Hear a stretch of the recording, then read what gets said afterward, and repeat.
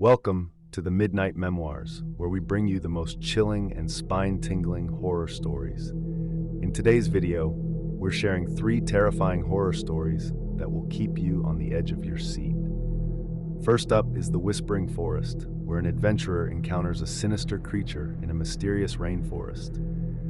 Please stick around till the end for more chilling tales that will leave you looking over your shoulder. Let's get started. James had always been drawn to the wild, the thrill of the unknown, the promise of adventure. But this forest was different. It had an eerie quality, as if it were alive and watching. The dense foliage and towering trees blocked out most of the light, creating a perpetual twilight. The air was thick with humidity, and the sounds of wildlife seemed distant and muted. James pushed through the underbrush, his machete slicing through the dense foliage. He paused to catch his breath, wiping sweat from his brow. As he stood there, he heard a whisper, barely audible, like the rustling of leaves. He spun around, scanning the trees, but saw nothing. Shaking off the feeling, he continued on his path. An hour later, he came across a clearing. In the center stood an ancient, gnarled tree, its branches twisted and reaching out like skeletal fingers. At the base of the tree was an old, weathered stone altar. James approached it cautiously. The air around the altar was unnaturally cold, sending a chill down his spine. Suddenly, the whispers returned, louder this time. They seemed to be coming from all directions, echoing through the trees. James gripped his machete tightly, his heart pounding. He could almost make out words, but they were in a language he didn't understand. He turned to leave, but his path was blocked.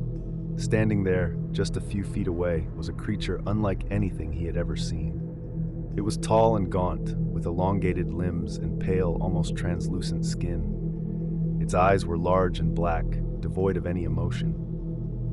The creature's mouth opened, and the whispers grew louder, filling James's mind. Panic surged through him. He swung his machete at the creature, but it moved with unnatural speed, dodging the blade effortlessly. James turned and ran, crashing through the underbrush, the whispers following him. He could hear the creature behind him, its footsteps silent, but its presence undeniable. James's lungs burned as he sprinted through the forest. He stumbled and fell, his hands scraping against the rough bark of a fallen tree. He scrambled to his feet, but the creature was already upon him. It reached out with one long, bony hand, and James felt a cold, paralyzing fear wash over him. The whispers grew to a deafening roar, and James felt his strength draining away. The creature's grip tightened, and he knew he couldn't escape. With a final, desperate effort, he swung his machete one last time. The blade connected with the creature's arm, and it let out a shriek of pain. James took the opportunity to break free. He ran, not knowing where he was going, only that he had to get away. The forest seemed to close in around him, the trees twisting and shifting, creating a maze. The whispers were still there, but fainter now, as if the creature was struggling to keep up. After what felt like hours, James burst into another clearing. This one was different. In the center was a small, crystal-clear pond. He fell to his knees at the edge, gulping down the cool water. As he did, he caught sight of his reflection. His face was pale and gaunt, his eyes wide with fear. The whispers were gone. He looked around, but there was no sign of the creature.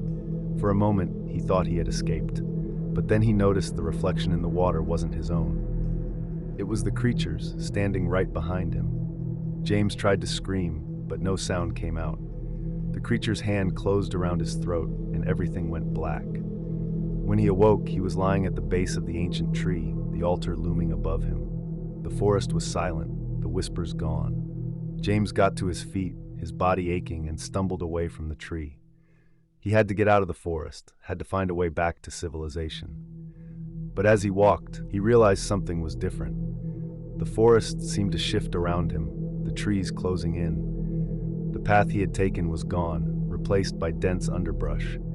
The whispers returned, soft and insistent, filling his mind. James knew then that he would never leave the forest. It had claimed him, just as it had claimed countless others before him. The creature watched from the shadows, a guardian of the ancient secrets hidden within the trees, and the whispers would never stop. They would follow him, haunting his every step, until he was nothing more than another lost soul, wandering the whispering forest for all eternity. Our next story is The Hitchhiker's Curse. Late one night, Lucas finds himself driving down a deserted highway when he encounters a mysterious hitchhiker. What seems like an act of kindness quickly turns into a nightmare he can't escape. Lucas was driving home late at night, the highway stretching endlessly before him. It was 2:13 a.m., and the darkness seemed to swallow everything outside the reach of his headlights. He rubbed his eyes, fighting off the drowsiness creeping in, and turned up the radio, but only static greeted him. Frustrated, he turned it off and focused on the road. Suddenly, in the distance, he saw a figure standing by the side of the road. As he got closer, he realized it was a man, drenched from the rain that had started to fall. Lucas slowed down and rolled down his window. "Need a ride?" he called out. The man nodded silently and got into the car. He was pale, with hollow eyes that seemed to stare right through Lucas. Unease settled in, but Lucas brushed it off, thinking the man was just cold and tired. "Where are you headed?" Lucas asked. "Just down the road," the man replied in a monotone voice. They drove in silence, the rain pounding harder on the roof of the car. Lucas tried to make small talk, but the hitchhiker's answers were curt and vague. As they drove further, the hitchhiker started humming a strange, unsettling tune that sent chills down Lucas's spine. Lucas glanced at the hitchhiker, his unease growing. "Are you okay?" he asked. The hitchhiker turned to him, his eyes now dark and menacing. "You shouldn't have picked me up," he said softly. Panic surged through Lucas. He glanced at the empty seat next to him, then back at the road. The hitchhiker was gone. He slammed on the brakes, the car skidding to a halt. He looked around frantically, but there was no sign of the man. Breathing heavily, Lucas tried to calm down. He must be imagining things, he thought.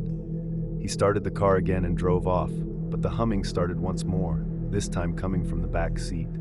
Lucas's blood ran cold. He looked in the rearview mirror and saw the hitchhiker sitting there, grinning at him. "Why are you doing this?" Lucas shouted, his voice trembling. The hitchhiker's grin widened.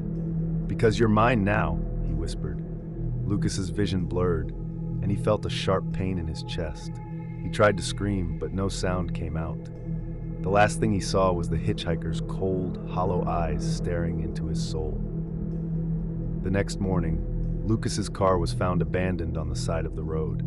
There was no sign of him, just the lingering scent of fear and the echo of a haunting hum.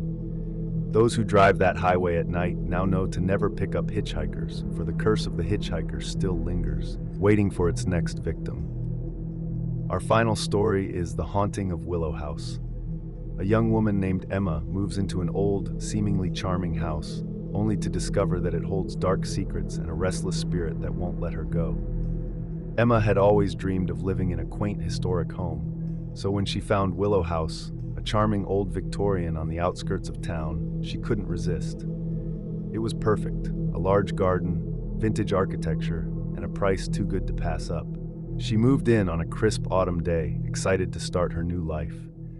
The first few days were uneventful as Emma settled in, unpacking boxes and arranging furniture. But soon, she began to notice strange things. It started with the faint sound of footsteps in the hallway at night, though she was sure she was alone. She dismissed it as the house settling.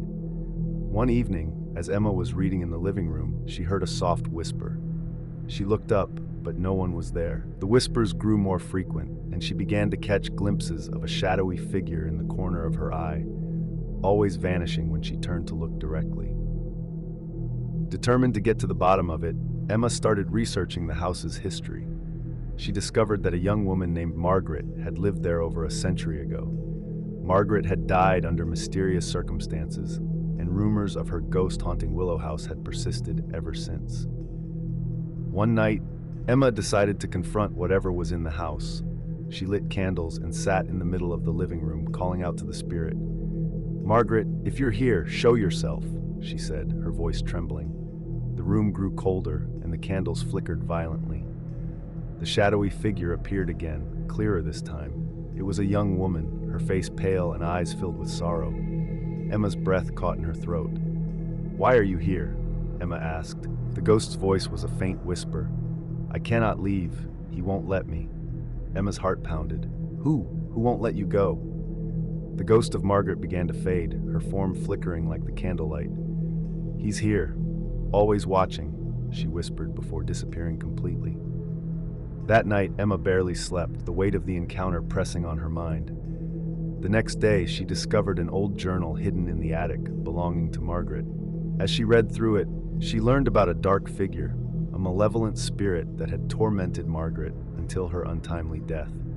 Determined to free Margaret, Emma sought the help of a local historian who specialized in the paranormal. Together, they conducted a seance, hoping to confront and banish the dark spirit. The air grew thick with tension as they called out to the spirit, demanding it show itself. Suddenly, a chilling wind swept through the room, extinguishing the candles. The historian's face twisted in fear as he saw a shadowy figure looming over Emma. "Leave this place!" he shouted, but the dark spirit only laughed, a deep, sinister sound that echoed through the room. Emma felt an icy hand grip her shoulder, and she screamed. The historian chanted an incantation, his voice strong and commanding. The shadowy figure writhed in anger, then slowly began to dissipate, its form dissolving into nothingness. The room fell silent, the oppressive atmosphere lifting. Emma and the historian exchanged relieved glances. "Is it over?" Emma asked, her voice shaky. The historian nodded. "For now. But you must be cautious. Spirits like that can be tenacious." Emma thanked him and saw him to the door.